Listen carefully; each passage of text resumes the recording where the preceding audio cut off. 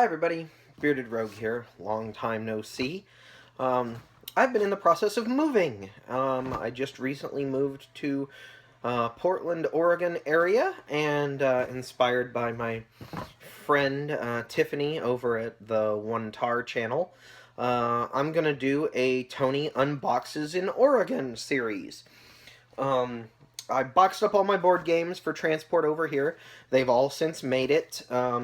I'm going to unbox it and kind of go through why I kept what I did and all of that sort of thing. So, first thing I want to do in this video is actually go over the stuff that I've gotten since I got here. I've already received some Kickstarters. I've already checked out some local game stores. So, let's go over that first. So, the first thing is Avignon Pilgrimage.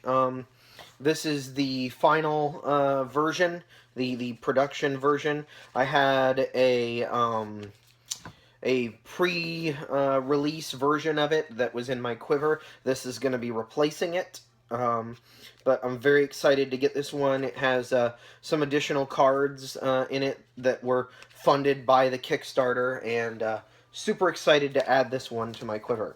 So that's the first one. Second one is Down Dwarf from Grey Gnome Games. This is a game that I saw on Kickstarter during its first edition and almost backed, and I can't remember exactly why. There was something about the timing of it and stuff. I didn't, and then when the second edition came out and the artwork kind of blew my mind a little bit, and the gameplay already interested me, I decided to go ahead and pick this up. So this one shipped. So I have that one now. I haven't played it yet. Hope to here soon.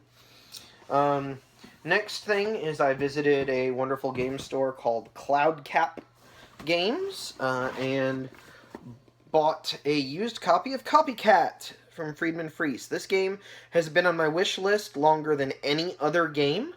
So I was very excited to be able to knock it off, especially from the used pile.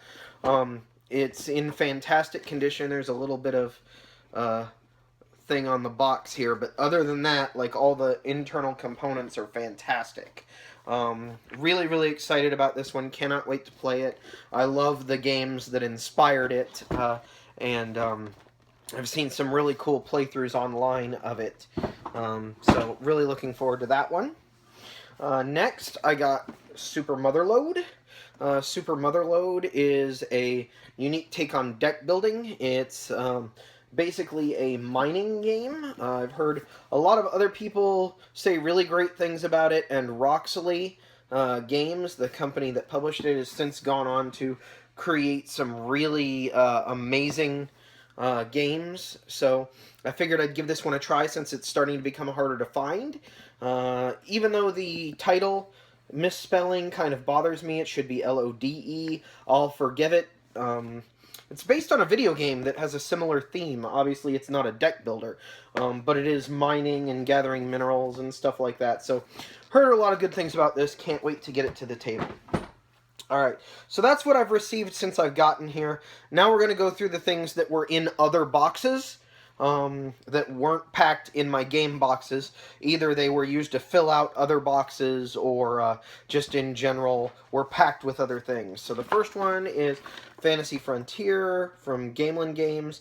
This game is gorgeous. It has lots of really fancy bits to it. The couple times I've played it, it's had some mixed reviews. Lots of the plays are good, but there's a pattern matching aspect to the board that a lot of players found a little bit fiddly and tedious.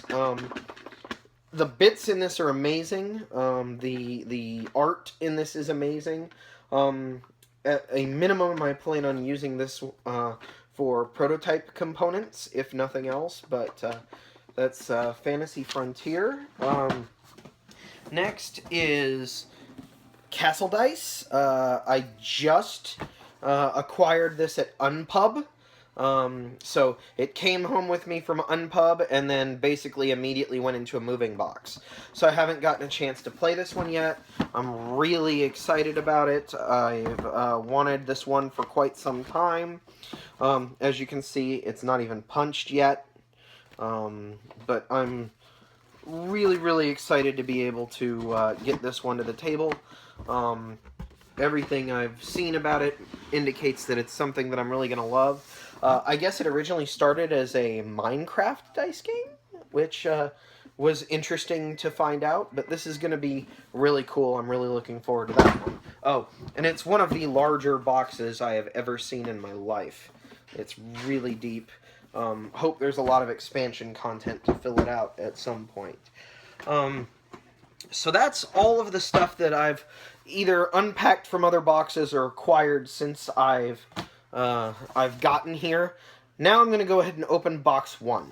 So, inside of each box, I went ahead and made a little list of all the games that were in it so that I could keep track in case anything wandered off or got damaged. I would know what it was, but this is box 1. So let's go through what we got here. Let's see, we're going to start with Sushi Go. Little drafting game. This is, a lot of people consider this to be like my first drafting game. I think it's really, really good for that. I can play this one with pretty much anybody. The only reason it's not in my quiver is because it doesn't fit. I actually ran out of space before I could get it in there. But yeah, Sushi Go. Good game. Sushi Go Party is a newer version of it that's a little bit more in-depth, lets you change it up a little bit more. I really like that one, and I'm probably going to look into getting it at some point, but Sushi Go is really good. Nourishing Convoy. This is a really neat 2-player card game from Portal. It's set in the Nourishing Hex universe. It's asymmetrical. One side's trying to basically get to New York and defend things, and the other is trying to destroy New York. Neat little 2-player card game. Next is Sail to India. I haven't got a chance to play this one yet. I just recently acquired it used. I've heard lots of good things about this tiny little box here, and look forward to giving it a shot. So that's why it came with me. Speaking of tiny little boxes, Valley of the Kings, neat little 2-player deck building game. I suppose it could play 4 players, but I've only ever really played it 2-player. I really like it 2-player.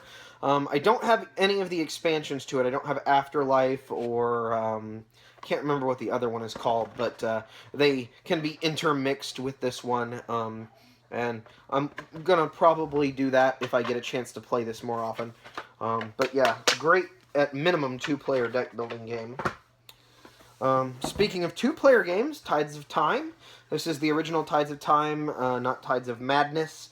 But I picked this up just on a whim at Gen Con, at the Portal booth, because it was great to see them there, and I wanted to support them. I originally went to get Imperial Settlers, and they did not have any copies, only expansions. So I picked up Tides of Time instead, and I have not regretted it. This is a great little 2-player game. I really dig it. Next. This is a game I've done a video on before, and my love for it has not changed, and that's Cat Tower. It's still possibly the most adorable box in my collection, but I am a huge fan of this game. I demoed it at Origins and again at Gen Con. I really fell in love with this and didn't intend to, but this game will probably always have a place in my collection. Unless we get, like, Cat Tower 2, The Catning, or something that somehow improves on the original, which I don't know if that's possible at this point. Next, I have my Tiny Epic Kingdoms and Tiny Epic Kingdoms Heroes Call expansion. This is a really good, like, mini-sized 4X game. It's not a micro game. It's just small in size, as the Tiny Epic line typically is. I love the Heroes Call expansion. It adds heroes to the game, and some different terrain types and some things that really kind of flesh it out and complete it. I love both of these as a package. The original has a few problems with turtling here and there, and war being a little more costly, and Heroes Call basically fixes any issues I had with the base game. So, really like this, really happy to have this. Next, Eminent Domain. So inside this box is also the Escalation and Exotica expansions. I love this game. I've been informed that it is a deck learning game. That's what Seth Jaffe says. It's not a deck builder. It is a deck building game. It does use the deck building mechanics, but he refers to it as a deck learning game. It's probably my favorite. It combines role selection and deck building in a way that no other game really does. So that's why this one followed me. Probably my favorite in the genre at the moment, but I love this one. So that's why it came. All right, now we're getting into the base of this box. This box is almost done. Next we have Aqua Sphere. I have yet to play this. It's a Stefan Feld game. It's one of the ones that I've been told you either love or you hate. I haven't played it yet. I got it at BGG Con and never found time to play it in my old hangout in Kentucky. So now that I'm here in Oregon, I'm looking forward to getting this to the table and finding out what I think. Haven't run into a Stefan Feld game yet that I don't like. So hopefully that continues and this one can be the next one that I kind of fall in love with. Alright. Speaking of falling in love, here's my copy of Caverna. I like Agricola. I love Caverna. I can tell you all about why sometime, but out of the Uwe Rosenberg games that I have played, this is my favorite by far. I love this game. The Dwarven theme, I have to admit, does bring some of the appeal, but the mechanisms inside of it, the buildings versus the hand of cards you're handed at the beginning of the game in Agricola really appeal to me more as a tactical guy rather than a long-term strategic guy. So, Caverna, I love this game. Probably in my top 10 games of all time. Speaking of top 10 games of all time, here's one of the most recent entrants to that list, and this is Orléans. And inside of Orléans, I have the Invasion expansion. As you can see, the box doesn't close all the way because I've got it all Play-No'd. I unfortunately had to ditch the expansion box because I got it at BGG Con, and it was one of the casualties of plane travel. But I have all the contents in here, and I've played a little bit with the expansion, but not any of the cooperative bits or the solo stuff, so I'm really excited to give that a try. This is one of my big hits of the last year, 2 years maybe. I think it's last year. Either way, I love this game. I absolutely love this game and can't wait to play it some more. So I'm glad to see it on this side of the move. And the last thing I have in here is Cant Stop. Cant Stop is a pressure luck game, for those not familiar with it. It's a Sid Saxon game, as it says so helpfully here at the bottom. Sid Saxon was a genius who was way ahead of his time, and this is one of my favorite games that he's designed. Sleuth is probably my favorite game that he's designed, but Cant Stop is way up there. It's a really fun pressure luck game. I can play it with almost anyone. There are lots of digital implementations of this, and there are newer versions. Cant Stop Express just had a Kickstarter, but this is the edition that I have, the one with the parking cones and everything. I love this game. So happy to have it in my collection. I picked it up very, very cheap in a thrift store, and all I need is to get some more different colored cones so I can play it with more people. But love it. Can't stop. And that's box one, as well as the stuff that I've gotten since I got here. So let me know what you think down in the doobly-doo. I'm going to go ahead and stop the video here, and then we'll, continue on moving our way through box after box. Anyway, that's it for me. Bearded Rogue, out.